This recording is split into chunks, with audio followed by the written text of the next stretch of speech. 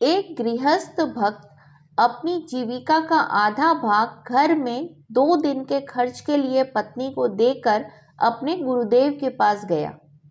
2 दिन बाद उसने अपने गुरुदेव को निवेदन किया कि अभी मुझे घर जाना है।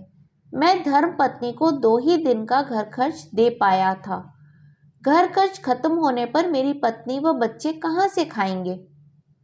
गुरुदेव के बहुत समझाने पर भी वो नहीं रुका, तो उन्होंने उसे एक चिट्ठी लिखकर दी और कहा कि रास्ते में ये चिट्ठी मेरे एक भक्त को देते जाना। वह चिट्ठी लेकर भक्त के पास गया। उस चिट्ठी में लिखा था कि जैसे ही मेरा यह भक्त तुम्हें ये खत दे, तुम इसको 2 साल के लिए मौन साधना की सुविधा वाली जगह में बंद कर देना। उस गुरु भक्त ने वैसा ही किया। वह गृहस्थ शिष्य 2 साल तक अंदर गुरु के बताए अनुसार नियम पूर्वक साधना करता रहा, परंतु कभी कभी इस सोच में भी पड़ जाता कि मेरी पत्नी का क्या हुआ होगा, बच्चों का क्या हुआ होगा। उधर उसकी पत्नी समझ गई कि शायद पतिदेव वापस नहीं लौटेंगे, तो उसने किसी के यहाँ खेती बाड़ी का काम शुरू कर दिया। खेती करते करते उसे हीरे जवाहरात का एक मटका मिला।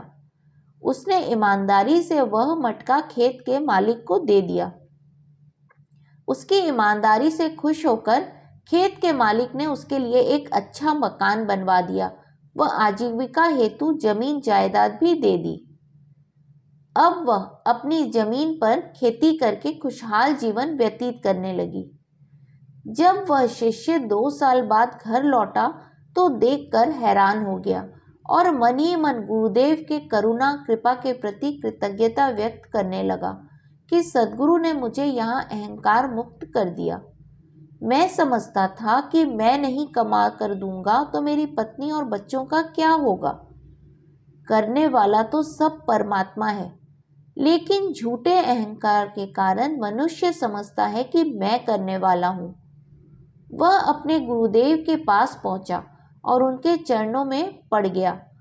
गुरुदेव ने उसे समझाते हुए कहा कि बेटा, हर जीव का अपना अपना प्रारब्ध होता है और उसके अनुसार उसका जीवन यापन होता है।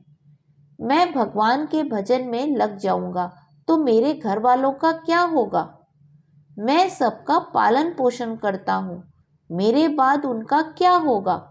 यह सब अहंकार मात्र है। वास्तव में जिस परमात्मा ने यह शरीर दिया है, उसका भरण पोषण भी वही परमात्मा करता है। इस कहानी का संदेश मेरे दृष्टिकोण से, प्रारब्ध पहले रचियो, पाछे भयो शरीर, तुलसी चिंता क्या करे, भजले तू रघुबीर। हरिओम।